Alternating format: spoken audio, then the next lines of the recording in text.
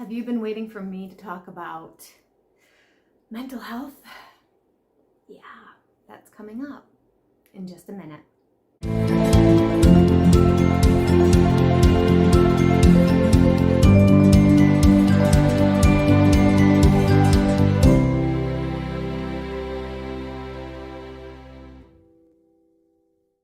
Hey everybody, before I even get into this whole thing, I do quickly want to tell you guys that this is a trigger warning video, okay? We're going to be talking about depression, anxiety, mental health, suicide, medication, strategies, and if any of those things are a challenge for you to watch or listen to, feel free and please move on from this video, okay? Because it will get intense. I do just want to warn all of you.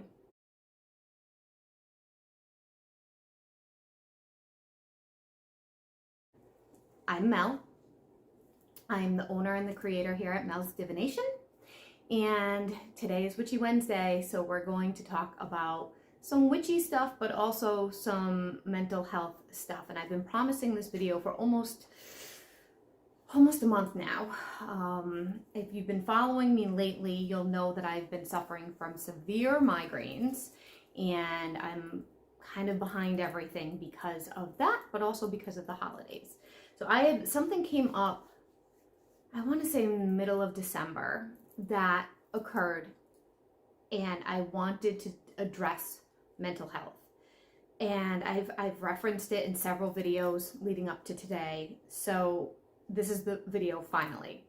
I'm also going to do, at the end of this video, at the end of this rant, sharing of information, my opinion and things of that nature, I'm going to share a depression spell, a fighting depression spell, okay? So if you don't want to listen to all of what I have to say, jump forward to the end of the video for the depression spell. I will do the timestamps when I'm loading everything up.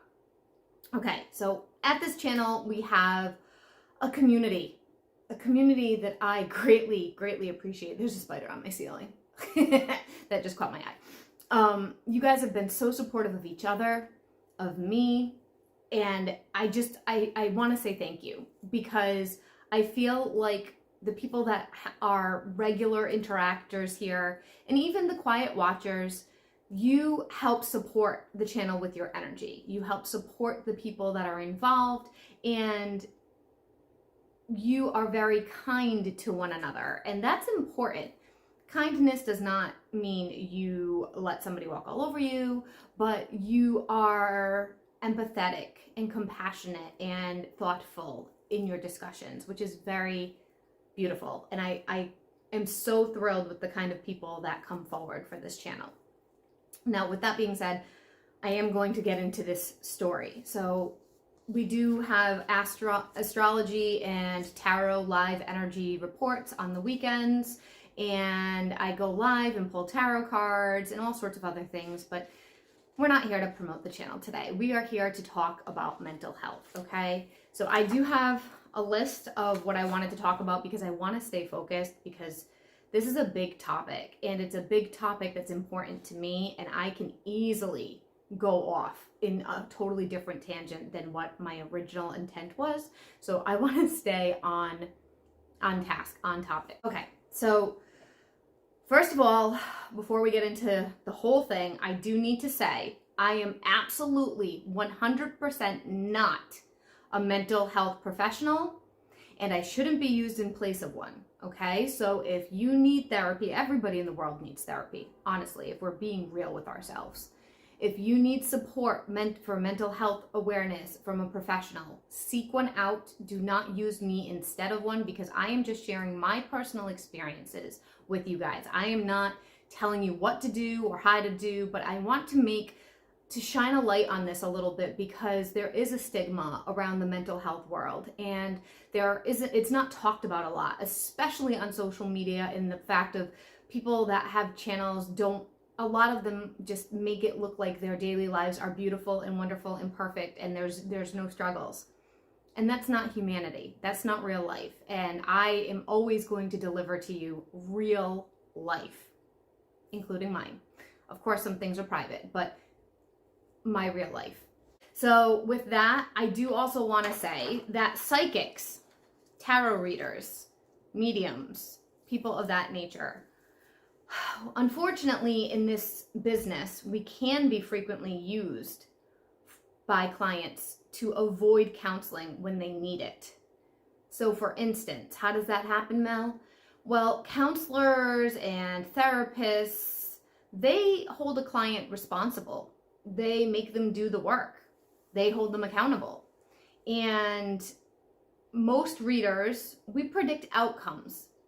We can give advice and give guidance, but we predict outcomes, and we don't always, many of us do not hold the client responsible. Now, I most of the time do. If you did something that I guided you not to do, or if you did something that was, a no, I'll tell you. I won't be mean about it. I won't be judgmental about it because you're a human being and I'm not living your life. But I will be like, that probably wasn't the best idea. And we'll talk through it. Now, we're here today to talk about my personal struggles with my diagnoses. I have multiple diagnoses, and also other things I've been noticing in the mental health realm for the time being. Now, please, if you need help, get help. Okay? I will say that a few more times throughout this video, but I'll try to keep that to a minimum. So I was not diagnosed with anything until I was maybe 35. I was going to a primary care doctor, and my work was very challenging. This was when I was a teacher, and I was very, very stressed out, and I was having sometimes occasionally panic attacks, and I wasn't feeling myself. And my primary care doctor told me that I had depression and anxiety. Now, I've gone to therapy. I went to therapy when I was a kid, when I was a teenager, because I ran away a lot. I went to therapy a couple of other times with other counselors, and nobody ever told me I had depression or anxiety. Nobody told me skills to work through that. So my primary care doctor, I had been on a medication that was mixed, and it had an antidepressant in it, but it wasn't for depression. And I had been taken off of that, and my primary care doctor felt that I should go back on that. I should go back on that antidepressant. And I did notice a difference. We'll talk more about medication later, but I just want to mention that. That's how I originally got diagnosed. She also had wanted to prescribe anxiety medication to me, and I said no, and we'll talk about that also later. We're going to have a whole conversation about medication after.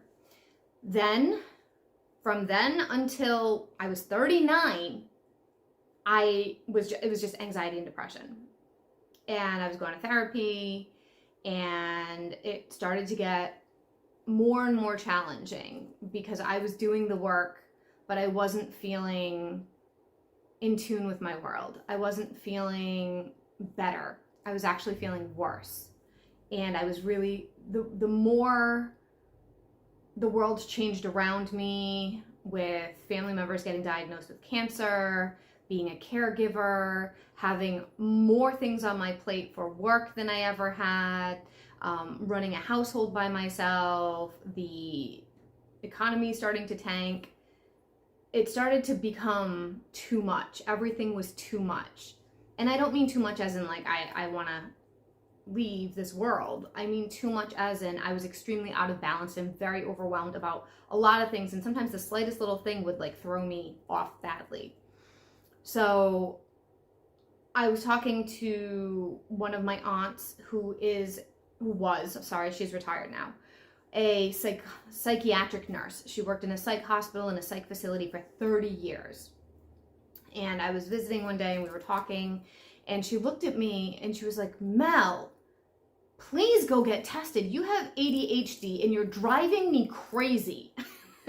Because she's very tough love, which is fine. She's Italian. Because I couldn't stay on one topic. I was all over the place. And you guys may notice this if you go back and watch some of my other videos. I do that. I do that in my lives when I don't plan out content. I'm very scattered.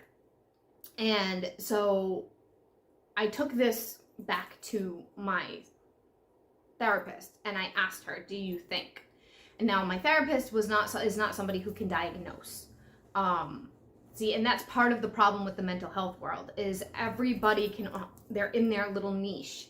So the therapist cannot diagnose, at least the therapists that I've been seeing, social workers and behavior specialists and things like that, they're not allowed to diagnose. The person that diagnoses is a psychiatrist or psychologist, at least where I live. And you have to get referred to one to be tested and to qualify and all that kind of stuff. So she said, yes, she believed I had it and it wouldn't hurt for me to get tested. And I asked her, how do I do that? And she sent me to my primary care, I have a different one now, who just told me to go find another. They didn't get back to me, actually, is what happened. I waited weeks and weeks and weeks. So then I called my insurance company and they got me in touch with a psychologist. And here's where the problem is. Only a psychologist could do the evaluation. And there was a backlog of 6 months before I was going to even be seen. And this is the mental health world. This is the world of mental health. There's just not enough providers to go around and you're on a wait list. I ended up being able to advocate for myself. And this is something that, I don't know if I wrote it in my notes, but I really want to advise all of you to do this, to be your advocate. If something feels wrong, if you need help, and I just mean getting through the day. I don't mean you feel like you're going to hurt yourself. If you know who you are, you know your personality, you know your day in and day out and how you've functioned your whole life. You're an adult, because this is an 18 plus only channel. You know who you are. So if you feel like something's really not right, go and talk to people. And if the first person kind of blows you off or puts you on a list, and keep looking, keep researching, use your resources. Because if I hadn't done that, I would still be on a wait list. And what I did was I went to an online website, ADHD Online, and I took a diagnostic. It cost so much X amount of dollars. I can't remember what it was. And I was immediately told that I had ADHD by a psychologist who's certified in my state. It was printed up.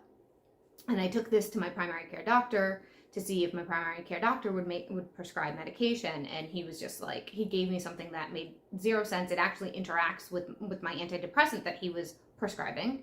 And I found that out from my psychiatrist. But in the meantime, I ended up asking my insurance for a list of psychiatrists also, because the first step was getting diagnosed by a psychologist and then getting on a list for a psychiatrist. So I went around and I contacted a psychiatrist and found out that this psychiatrist does their own eval, and you don't need a psychologist, at least, again, where I live. So I was able to cut the line and get in with the psychiatrist, and we talked for 10 minutes, and she was like, you have ADHD and you have CPTSD. She was like, yeah, I can tell right away. So I've also been diagnosed now with CPTSD. That is complex PTSD. And if you don't know what PTSD is, it's post-traumatic stress disorder. Okay?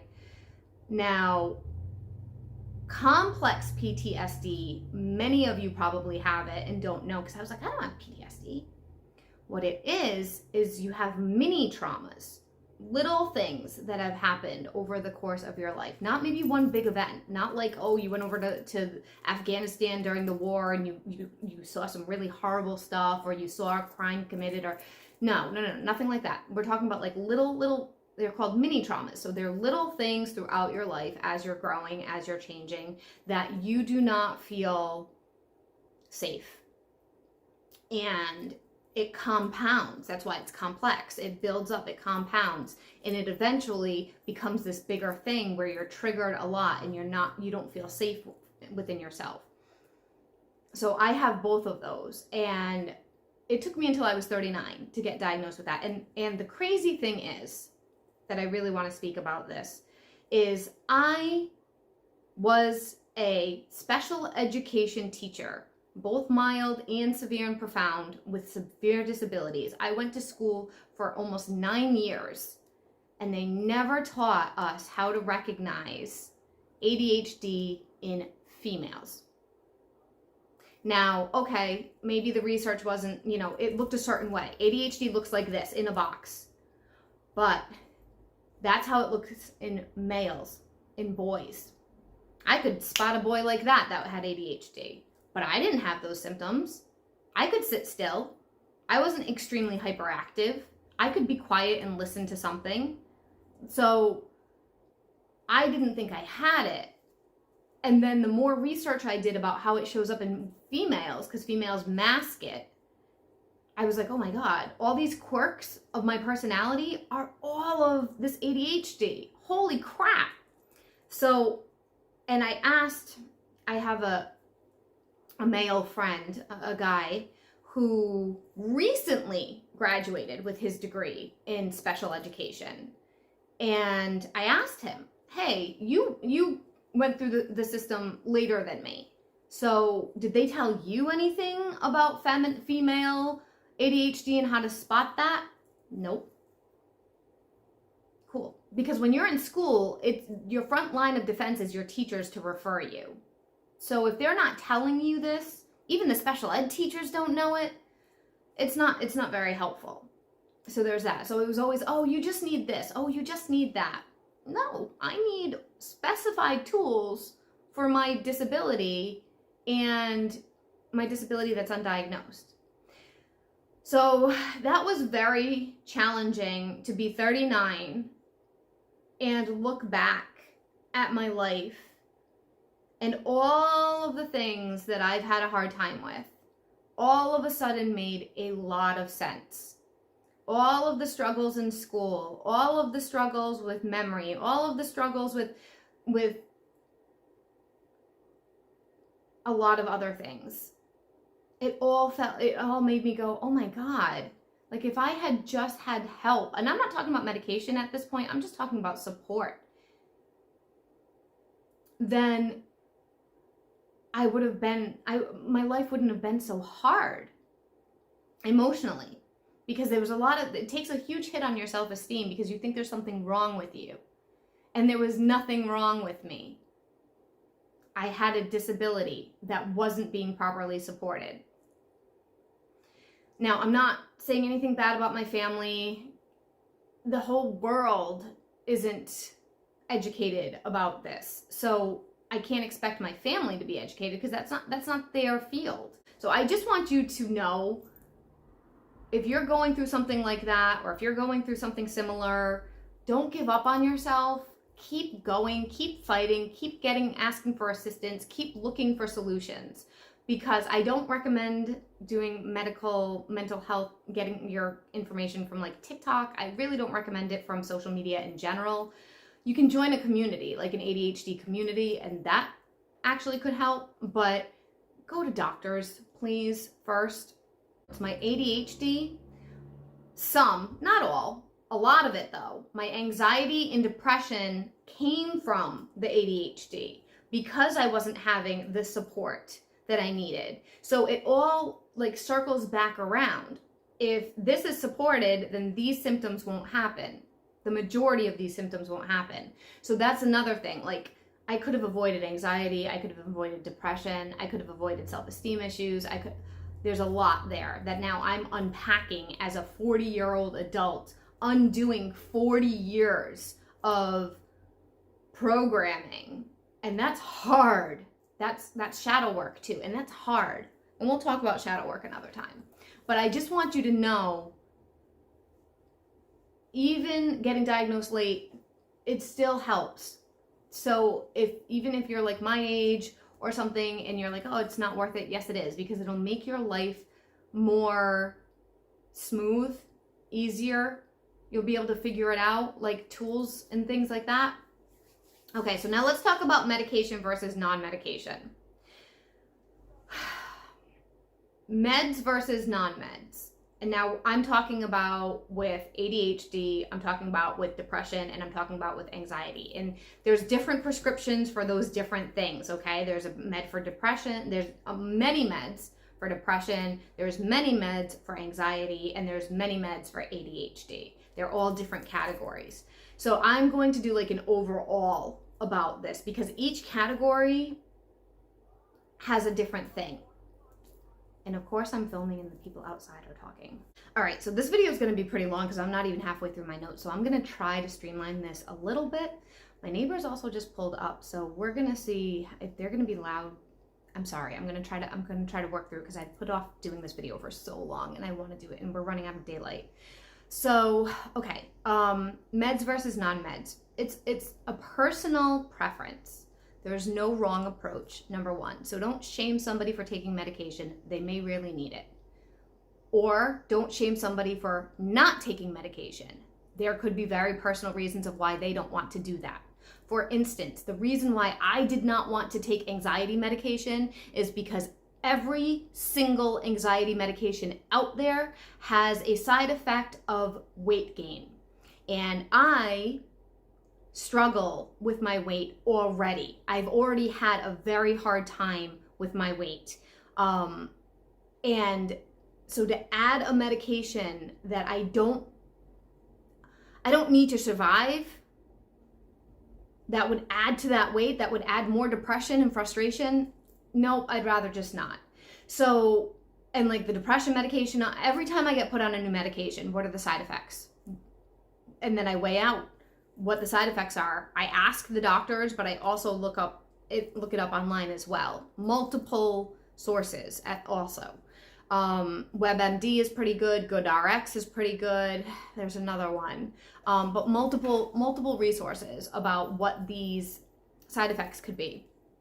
Because my primary care doctor that prescribed the ADHD medication, I asked what the side effects were, and he barely told me any. And the list was like this long. Now, also keep in mind, when there's side effects, when they're doing drug trials, and I know this because my mother is a registered nurse, so I've learned a lot about the healthcare world. When they're doing drug trials, if there's even one person that had some kind of side effect on that medication, they have to list it. So there's some side effects that are like, the ones at the top are usually the ones that are most likely to happen. And then the farther you get to the bottom, they're a lot less likely. Okay, just an FYI, if you're doing research for that. But if it says possible weight gain, I stay away from it, no matter what. I also stay away from ones that raise heart rate as best as I can because there's heart disease in my family. And I also stay away from ones that raise cholesterol because I have high cholesterol already. And I try to avoid ones that can cause headaches because I have headaches. So that's just me and how kind of like what I look at. Some people with ADHD, there's stimulants versus non-stimulants. I'm on stimulants, which actually do raise my heart rate and can cause a little bit of headache. The thing is, it's like you got to kind of compare. How bad is it? How bad are the side effects? Are they okay? Am I surviving? Like, is my life okay? Am I having any major issues with this? Versus the help. Is the medication even helping? So you gotta use a lot of common sense for yourself about this. And a lot of people don't know about that. I'm grateful that my mother taught me a lot of things when it comes to medical. I'm not a nurse. I'm nowhere near a nurse, but I've learned a lot of common sense around medical approaches. So because of my mom. So again, meds versus non-meds, totally your call. Don't let a doctor force medication on you if you're not comfortable with it. Don't let another person, it's your body at the end of the day. Your body. Don't let other people, because I have a lot of people in my life that are not for medication. And a lot of people dump that into me and like, oh, you shouldn't be on this, you shouldn't be on that. And they send me all kinds of things. And I don't look at it because it's helping me. It's not hurting me. Right now, in my personal experience, this thing is not hurting me. So thanks for your help. You mean well, and they usually always do. But it's my body, and I need to make the choices of how I am functioning, okay? So please do your own research, make your own decisions, use your own brain about that, and what the best approach is for you, okay? I'm actually, my depression medication, I'm on a very low dose. I'm on 180 milligrams, and most adults get 300. So again, it's not cookie cutter. Your body has its own things, own quirks. Like, I will not take medication that's going to make me run to the bathroom all the time, that's going to make me nauseous or dizzy, because then I can't function. So there's very specific things that I look for. All right, let's move forward. Let's talk about some non-medical tools and strategies, because if you choose, so you can use these if you're on meds, but you can also use them. They will help a lot more if you're not taking medication. So there's strategies out there. There's tools that you can use. So things like visual timers, specialized checklists that you can make yourself. Like, I just made myself a self-care checklist it's like a weekly checklist. It goes Monday to Sunday, and there's all these things down that I should be doing every day for my own self-care. Things like taking my medication, eating 3 meals a day, drinking enough water, getting outside, meditating, journaling, reading a book, nighttime routine, hygiene. So there's things that I want to do for myself, that I feel better about myself when I do them. My day goes better. But with my disability, I forget. Like, some days, because I don't leave the house, it'll be 1 o'clock in the afternoon before I remember to brush my teeth. That's a problem. That's a problem. And I'm being very transparent with you guys, because that's who I am, right? So I made myself a specialized checklist. You can do this for yourself in your own way, whatever works for you. There's something called a bracelet system, where you put on these, they're like these rubber bracelets that have a tag on each one. And some people do them, they have a morning, an afternoon, a night system. So they'll put all these bracelets on. Each bracelet is something you have to accomplish. Brushing your teeth, taking your medication, brushing your hair, or taking a shower. And every time you do the thing, you take it off and you put it away, and then you start over for the next day. So that way, it's very, like, visual things for people with ADHD is very helpful when it comes to accomplishing and organizing. Just making a list is going to be very overwhelming, and that's what I was taught over and over. Just make a list. Well, when my list is this long, or this long, or, and I only get one thing done, I beat myself up, and it gives me anxiety, and I feel worse about myself. So lists are not always the best, okay? Scheduling a routine, having a scheduled routine based out, like what you do in the mornings, afternoons, evenings, that's really helpful, having a structured routine. Getting outside, even when it's cold, even if it's for 5 minutes, it's not even just, it helps depression, but it also helps the mind. It wakes the mind up. Exercise. Exercise is literally the hardest thing for me. It's one of the things that I'll go through these periods of time where I'm in a great routine and I'm doing it daily, and it's not a big deal, and it's just part of life, and I feel great afterwards. And then something happens. I get sick, or I hurt something, or my schedule gets thrown off, and so easily I fall out of that routine. It's the hardest one for me. And it's really hard for people with ADHD. I have found out it's actually an ADHD thing. It's not you're just lazy. Because we often lack the motivation to do it, to get up off the couch and to move. But when we do it, it helps bring in that dopamine and those endorphins, and it helps the chemistry in our brain, and then we feel great. So trying to get in even a walk is very helpful. It doesn't have to be hardcore cardio or something. Yoga, Pilates, something mellow, dancing, going for a walk, any of those things will help boost those hormones in your body, which will help you function better like a person. Now I want to talk specifically about depression, suicide, and addiction. So this part going forward is going to be pretty heavy. So if you're triggered by any of those things, you may want to peace out for now. So the reason why I originally was triggered to talk about this was somebody committed suicide in the celebrity community. And it hit me way harder than than I could have ever imagined. You may very probably have heard about this if you've been on social media at all. The person, his name was Steven Twitch Boss. He was a DJ on the Ellen Show. He was in the Magic Mike movie. But more before all of that, he was a extremely good dancer contestant on So You Think You Can Dance, which I was an avid follower. And I remember him when he was like 24, 25 years old, getting on that stage for the very first time because I was watching that show back then, and I fell in love with him. Just his personality and his skills, and like, I just was like, wow, like he became my favorite dancer. And so I followed his career because he kept coming back on the show and revisiting and stuff like that. And he committed suicide this December. It was early December. I think it might have been mid-December, early to mid-December. It wasn't Christmas time. It was before that, a few weeks before.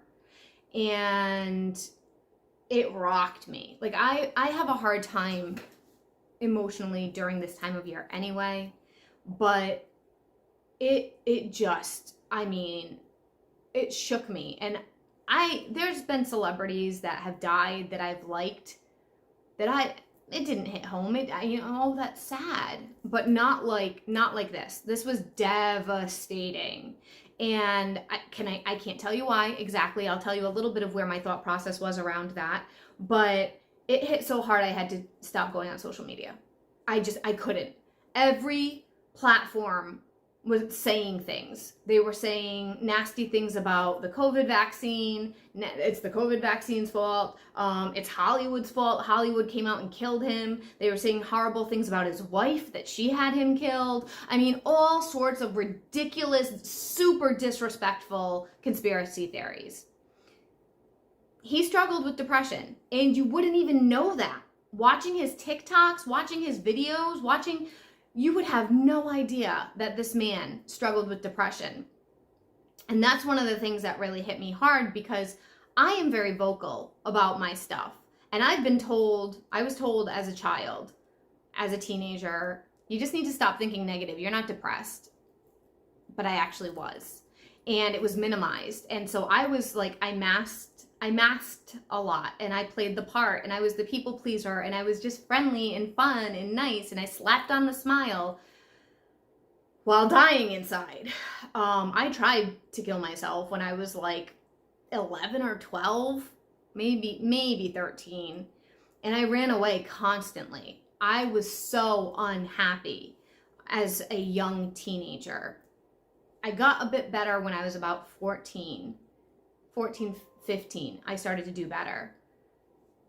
And then I started to have trouble again in early college. And that's a whole nother story that we'll talk about another time. But my point is, the mental health world has such a stigma on it, especially for men, especially for Black men, that, you guys are probably gonna be like, Mel, you're white, like, I have a lot of Black friends, and I would never just go out and say that, but I do. I have dated outside of my race for many, many, many years, and I'm talking people of color, not just Black. I'm talking about African American, I'm talking about island guys, I'm talking about Dominican, Spanish, like multicultural, okay? And this is very generalized, so please don't, I'm not saying every single, I'm not saying every stereotype, like I'm not saying it's like that. But a lot of these men are raised to not show emotion, to be tough, and yes, white men too, but I've seen it more in people of color, because people of color have to be even stronger and tougher because there's a lot of bad stuff against them. So I have seen it more in that. The concept of going to therapy. So I actually need to do an offshoot conversation for a minute that I didn't have in my notes, and I feel like it's really relevant, that needs to be shared right now. On one of the videos, a few videos a while back, I mentioned that I had a boyfriend for 4 years that was from Africa, that was Muslim. And he had moved to the United States like when he was 19, and we were dating in our 30s. But this man, he was a social worker for many years with kids with autism, and then, college educated, really great with kids, really compassionate, really kind. He was unfulfilled in that job because he wasn't making enough money, because they drill it into them that they have to be providers. And he decided to become a correctional officer for the state, which is extremely hard. You're working with some of the worst people in the state. Very challenging, very dark, very physical demanding, very emotionally demanding, very mentally demanding. And that's a whole different story, because I knew where it was going to go when he started to do this job. I predicted it, and we can talk about this another time. But the point is, within a year, he had completely changed. And he stopped being this kind, empathetic person, and he was shut down. And he was reactive and triggered and angry, so angry. And just, he lost his compassion. He lost his empathy. He lost himself. And I kept trying to push him to go to therapy. Please just go and talk to somebody. Like, I'm here for you, but I can't relate. And you don't open up to me about these things. Like, you hold it all in and then you explode. Go and talk to somebody. Find a male counselor. Find somebody that works with people that work in these first responder, frontline kinds of jobs. There's gotta be services out there. I don't need that. I don't need that. I don't need that. And eventually what happened was his younger sister, he scared her one day. And she was like, you have changed so much. And I was the nag, but the sister like shocked him. And he called me and he was like, do you think I've changed? I was like, I've been telling you you've changed. Like, you're not the same person. You need help. You need to leave this job. But he refused. So he finally went and got a therapist. We don't do that. Black people don't do that. That's what he literally said to me. We don't believe in that. He finally went and got a therapist. He went one time, and then he stopped going. And eventually our relationship ended because I couldn't be with this person anymore. It just was not working. And he reached out about 1.5 years later, because we went complete no contact when we ended it. And he reached out about 1.5 years later, and all I got was, sorry, I didn't want to drag you down with what I was going through with my mental health struggles at the time. There was a lot more to it than that, but okay, thanks. So the problem is with these communities, with particularly men, the masculine in general, they're taught to stuff their feelings down, to not feel it, to not be emotional. Like, you're a baby if you feel things. And so that brings me back to Twitch. And he slapped on the mask. And then one day it was just too much. And he was 40. He's only like 2 months older than me. And he had everything. He had a loving wife, 3 wonderful, beautiful, healthy children. His career had just taken off. He had become a producer. He was in line with so many other shows. He had plenty of financial stability. The world loved him. Loved him. So what triggered me was, if this extremely successful, supported person, loved person, widely loved, can't make it in this world, what kind of chance does that leave me? Because I don't have a lot of people in my life. I'm extremely isolated. I don't have a lot of support. I don't have people I can just call. I struggle with financials. I don't have a husband, a family, I live alone, and it really messed me up. It didn't make me want to hurt myself. I'm not saying that, but it really messed me up. And I had to go off of social media.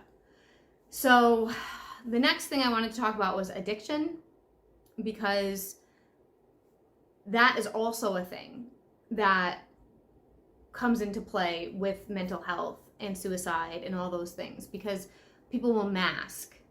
There's deeper issues when there's addictions. Like, what is causing that addiction? Why are you taking that? Why are you taking that medication? Why are you taking that alcohol? Why are you taking those drugs? Why are you addicted to sex? Because that's a thing too. Addicted to food. There's addictions that aren't just substances in the sense of something you're consuming. And it's to numb. It's to avoid the deeper stuff that's going on inside. And again, addiction, like mental health, is stigmatized. Oh my God, he's an addict. Oh my God, they're not drinking? Why aren't they drinking? So please, if there's people in your life that suffer from addiction or suffer from mental health, don't put like a big X on them. Yes, you need to have boundaries, especially with people that are draining and that pull you down. But at the same time, they're probably struggling way more than you could ever know.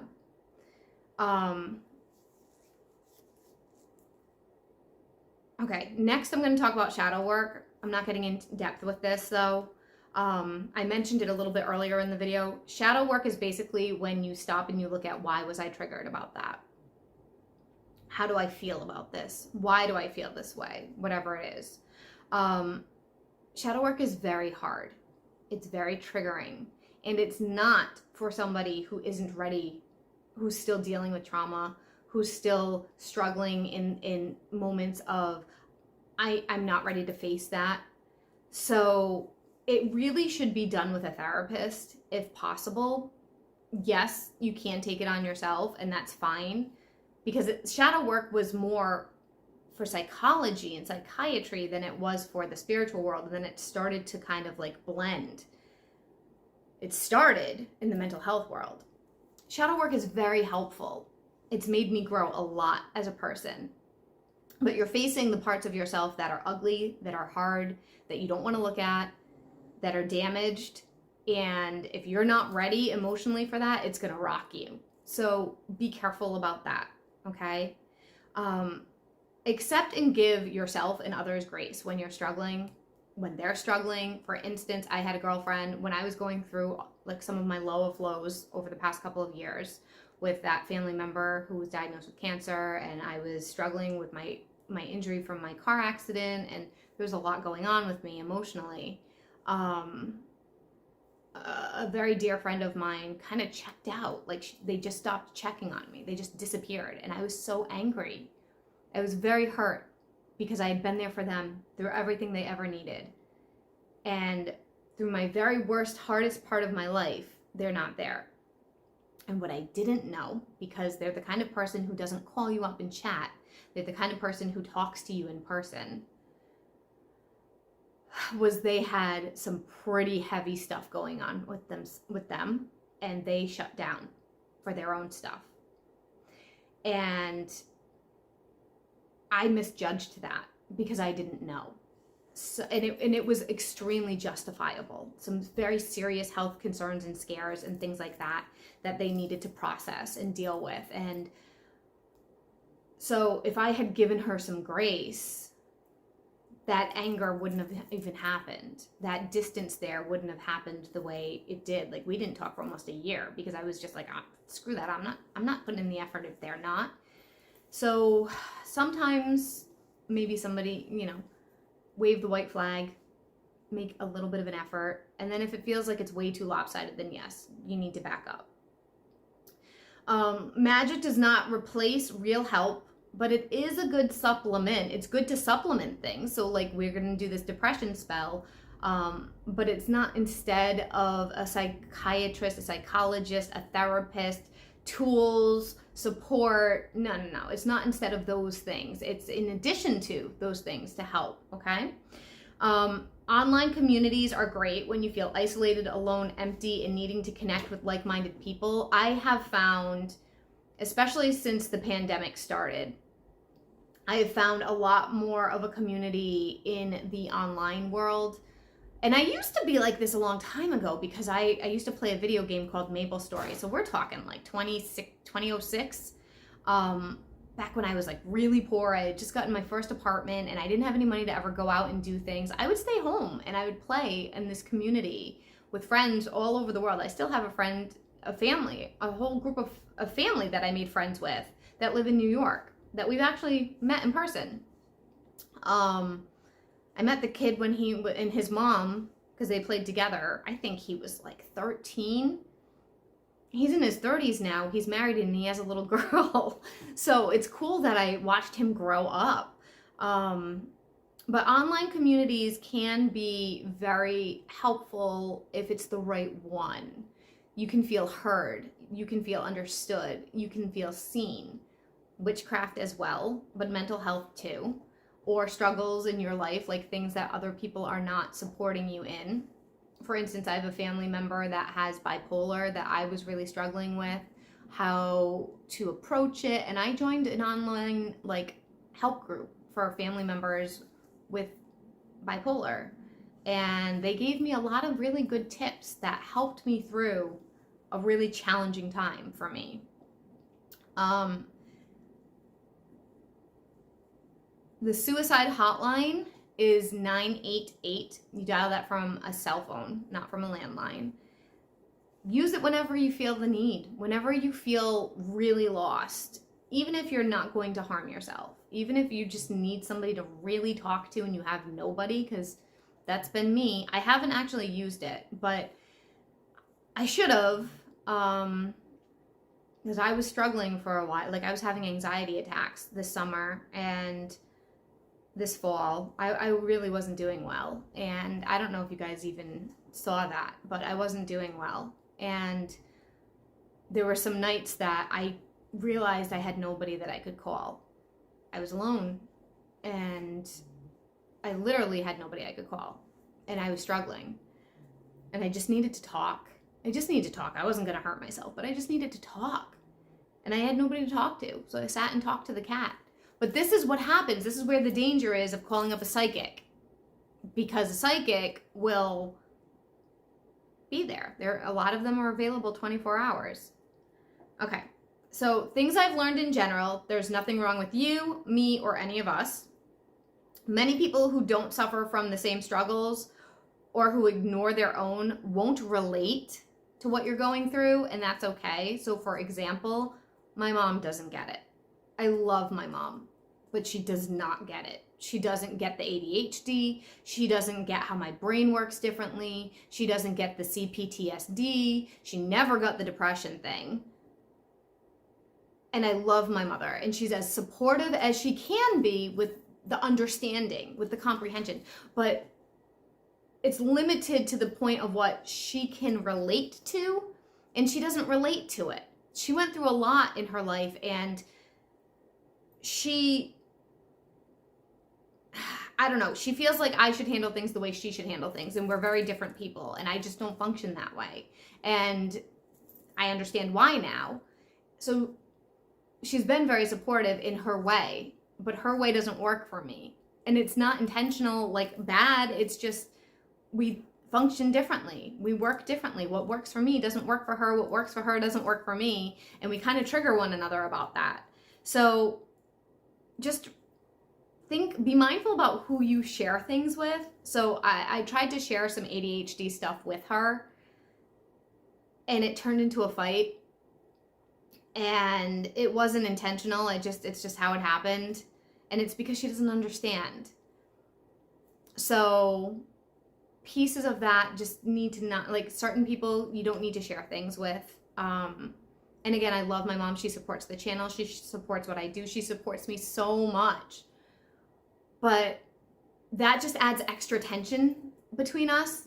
It doesn't need to be. I live on my own. We see each other every few weeks. I don't need her daily support in my ADHD. I'm an adult. I can handle it myself. I don't need that from her. That's why I have a therapist. So that's fine. Boundaries are really important when it comes to surviving socialization and taking care of yourself. And I mean in all areas. I mean family, I mean friends, I mean coworkers, significant others, children, all of it, the whole thing. Being out can be really hard if you're not protecting your own boundaries, if you're not standing in drawing the line of this is what I can do, this is what I'm capable of, this is how long I'm staying, this is what I'm tolerating. You don't have to tell people, tell yourself and then stick to it. You must be your own advocate, like I said. I always was told, you're fine, just da-da-da-da-da. So there's that too. So I hope that this has shined a light. This is a long video. I think I might actually, I'm gonna do the depression spell in a separate video because this was a long video. So I'm gonna chunk it up. The depression spell will be, maybe I'll do a bonus video and post that because I'm ready to do it. So I think I'll do a bonus video and post that in a few days. Thank you for sticking with me if you have. I hope this didn't trigger you guys too much. And I'm not looking for sympathy. That was not what this was about. I want to be clear about that. This was showing that I'm human, showing what I've gone through, hoping that you understand if you're going through something like this, you're not alone and it's relatable. There's a lot of things in my life that I've gone through that I will be slowly, and I have been slowly sharing with you guys because I am private, but I also feel like with my clients and with my community, it helps to know that I connect on that level, that I've been there, that I understand, that I've experienced it.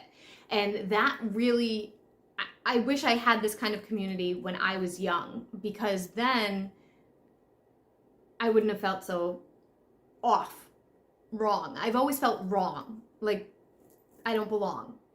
I don't think the same. I don't work the same. I don't function the same. I don't believe the same. I don't feel the same. Like, I've always felt wrong until I got into online communities, and then I realized, wow, I'm not wrong. I'm just in the wrong place with the wrong people, and I can still have those people, but I just can't share these things with these people. Compartmentalize.